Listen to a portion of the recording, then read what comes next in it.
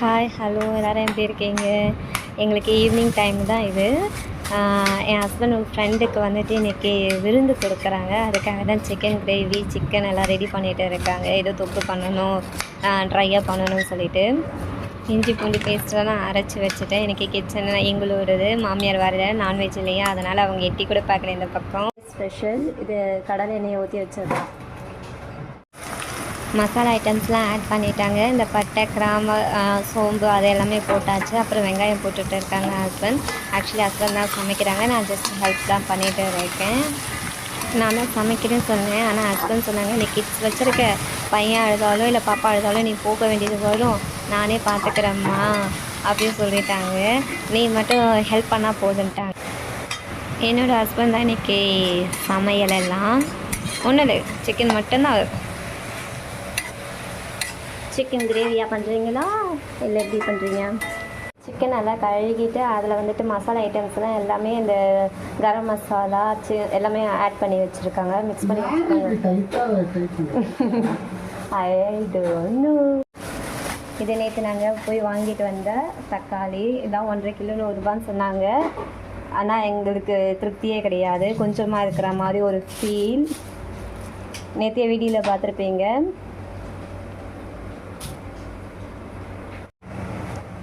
இது நல்லா புளிப்பாக இருக்கா? நாட்டு தக்காளியில் அது புளிப்பாக தான் இருக்கும்.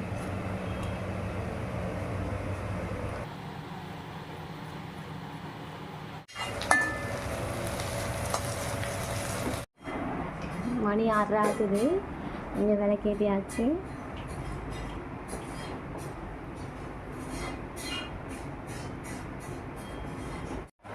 மாம்பழம் எங்கள் மாமியாருக்கு ரொம்ப பிடிக்கும். ஹஸ்பண்ட் வாங்கிட்டு வந்துட்டாங்க. இது 100 ரூபான்னு சொல்லிட்டு. இது சிக்கன் மசாலா,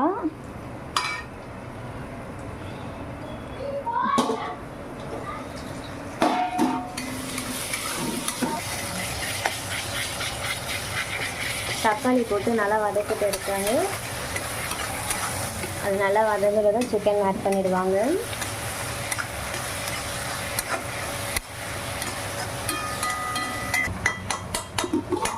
எங்கள் வீட்டு மதிய லஞ்சு முடிஞ்சிருச்சு. இது மீதி சாப்பாடு. இன்றைக்கி கீரை தான் ஸ்பெஷல். நல்லா இருந்துச்சு. இது நாங்கள் நேற்று வாங்கின கீரை, ரொம்ப நேரம் எடுத்து வைக்கக்கூடாதுன்னு இன்றைக்கி செஞ்சுட்டாங்க. கருணைக்கிழங்கு பொரியல் மீதி தான். இது லஞ்ச் முடிச்சது.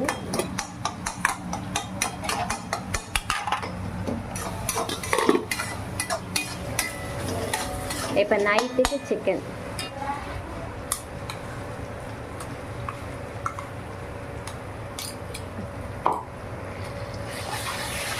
இஞ்சி பூண்டு பேஸ்ட்டும் ஆட் பண்ணிட்டாங்க. இது வீட்லேயே அரைச்சது, ஃப்ரெஷ்.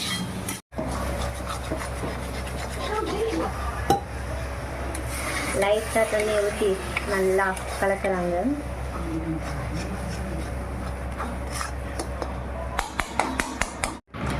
சிக்கன் ஆட் பண்ணுறாரு என்னோடய ஹஸ்பண்ட். அங்கே எங்கள் மூத்தாரும் எங்கள் மாமியாரும் ஏதோ கர்நாடகாவில் ஒரு இஷ்யூஸ் ஆச்சா, மண்ணுக்குள்ளே புதைஞ்சிட்டாங்களா, அதை பற்றி பேசிக்கிட்டு டிஸ்கஸ் பண்ணிகிட்டு இருக்காங்க. 6 நாளாக தோண்டி எடுக்கிறாங்கன்னா ஆளுங்களை கிடைக்கலையா, அதனால் எங்கள் மாமியார் ஒரே வருத்தம். அதை பற்றி தான் என் மூத்தாரும் மாமியாரும் பேசிக்கிட்டு இருக்காங்க. இதை எங்கள் ஹஸ்பண்ட் வந்துட்டு அவரோட ஃப்ரெண்டுக்காக செய்கிறாரு. அது என்னென்னா, அவங்க ஃப்ரெண்டோட அம்மா வந்து ரீசெண்டாக தவறிட்டாங்க. அவர் தனியாக தான் இருக்கார் வீட்டில். கொஞ்ச நாள் ஆகுது. தனியாக இருக்கிறதுனால வீட்டில் அவர் எதுவும் செய்கிறதில்ல. ரொம்ப கஷ்டமாக இருக்குது சொல்லிவிட்டு ஹஸ்பண்ட் வந்துட்டு அவருக்காக ஓடி ஓடி போகிறாங்க. நைட்டில் டெய்லி லேட்டாக தான் வருவாங்க. டெய்லி வீட்டுக்கு இருந்து கிளம்பி போயிடுவாங்க அவங்க வீட்டுக்கு. ஒரு 10, 11 அப்படி தான் லேட் நைட்டாக வருவாங்க. அவங்க ஃப்ரெண்டு கூட டைம் ஸ்பெண்ட் பண்ணிவிட்டு வருவாங்க. வீட்டில் யாரும் இல்லையா, ஃப்ரெண்டு தனியாக இருக்காங்கன்னு சொல்லிட்டு நேற்று நைட்டே பிளான் பண்ணிட்டாங்க. ஸோ அவங்க ஃப்ரெண்டும் இவரும் ஏதாவது காலையிலே செய்யணும்னு சொல்லிட்டு ஃபிஷ்ஷு தான் பிளான் பண்ணாங்க. பட் அன்ஃபார்ச்சுனேட்லி இன்றைக்கி ஃபிஷ் எடுக்கலை. அதனால் சிக்கன் எடுத்துகிட்டு வந்துட்டாங்க. காலையிலே செய்ய வேண்டியது அது ஈவினிங்காக போஸ்ட் பண்ணிட்டாங்க. ஃபோன் கால்ஸ் மேலே வந்துக்கிட்டே இருக்குது. அப்புறம் அண்ணாவும் கால் பண்ணியிருந்தாங்க, என்ன எதுவும் செய்யலையா அப்படி இப்படின்னு சொல்லிட்டு.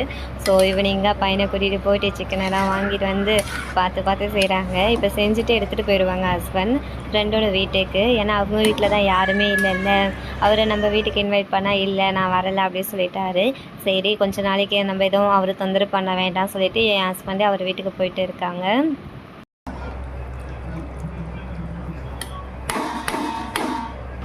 நட்புக்காக என் ஹஸ்பண்ட் வந்துட்டு இவ்வளோ பண்ணுறாங்க. ஆனால் சும்மா சொல்லக்கூடாதுங்க. என்னென்னா என் ஹஸ்பண்ட் வர வரைக்கும் ஒருத்தவங்க அவர் கல்யாணமே 3 தடவை போஸ்ட் பண்ணிட்டாங்க. அதனால் நட்புக்காக ஒரு வேலையை தூக்கி போட்டுட்டு கூட வந்திருக்காங்க. இந்த மாதிரி இவங்களோட ஃப்ரெண்ட்ஷிப்லாம் இருக்குது. ஒன்றுன்னா அவ்வளோதான், உயிரை கொடுக்குற அளவுக்கு நட்பு இருக்குது. சிக்கன் கிரேவி நல்லா தொக்கா பண்ணிகிட்டு இருக்காங்க. இதுலேருந்து பாதியை எடுத்துகிட்டு இன்னும் கூட நல்லா ட்ரையாக பண்ணிடுவாங்க. அது சொல்லிட்டு இருந்தாங்க ஹஸ்பண்ட் வேக வேகமாக சமைக்கிறாரு, டைம் ஆகுமோன்னு. என்னடா டிவியில் நோ சிக்னல் வந்திருக்கேன், மேலே வந்து பார்த்தா மழை பெய்யுதுங்க. சாரல் சிக்கன் கொதிக்குது அடுப்பில்.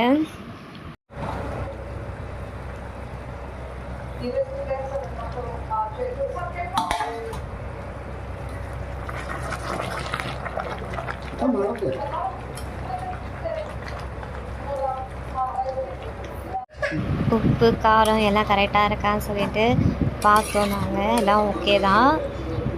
எங்கள் மூத்தாரும் மாமியாரும் வெளியில் அதை பற்றி தான் பேசிக்கிட்டே இருக்காங்க, அந்த கர்நாடகா இஷ்யூஸ் பற்றி தான். இந்த சிக்கன் வர சீக்கிரமாக வேக மாட்டேங்குது, இப்போலாம் என்னன்னு தெரியல. பட் எங்களுக்கு குக்கரில் வைக்க விருப்பமே இல்லை, தீஞ்சட்டியில் தான் வைக்கிறோம் நாங்கள். சிக்கன் வெந்துருச்சா இல்லையான்னு சொல்லிட்டு ஒரு பீஸ் எடுத்து சின்ன துண்டாக கட் பண்ணி பார்க்குறாங்க ஹஸ்பண்ட், வெந்திருக்கா இல்லையான்னு சொல்லிட்டு. நைட்டு சிக்கனுக்கு சப்பாத்தி இருக்குது, பூரி இருக்குது, ரைஸ் இருக்குது. இங்கே பாருங்கள் பக்கத்துலேயே இன்னொன்று கொஞ்சம் எடுத்து அந்த ட்ரையாக ஏதோ பெப்பர்லாம் ஆட் பண்ணி நல்லா துக்காக பண்ண போகிறேன்னு சொல்லிட்டு ஹஸ்பண்ட் ஏதோ பேட்ச் ஒர்க் பண்ணிகிட்டு இருக்காரு.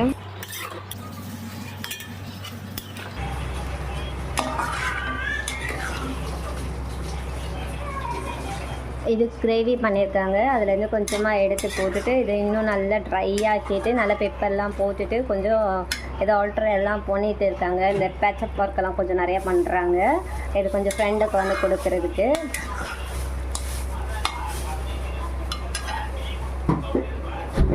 இதில் நிறைய பேட்ச் ஒர்க் நடக்குது.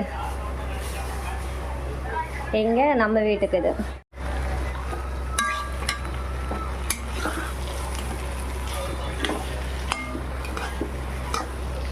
இது கொஞ்சம் எண்ணெய்லாம் ஊற்றி மசாலாலாம் கொஞ்சம் நிறைய போட்டு பெப்பரெல்லாம் போட்டு கொஞ்சம் ட்ரையாக பண்ணி பேட்ச் ஒர்க்கெல்லாம் முடிச்சுட்டாங்க.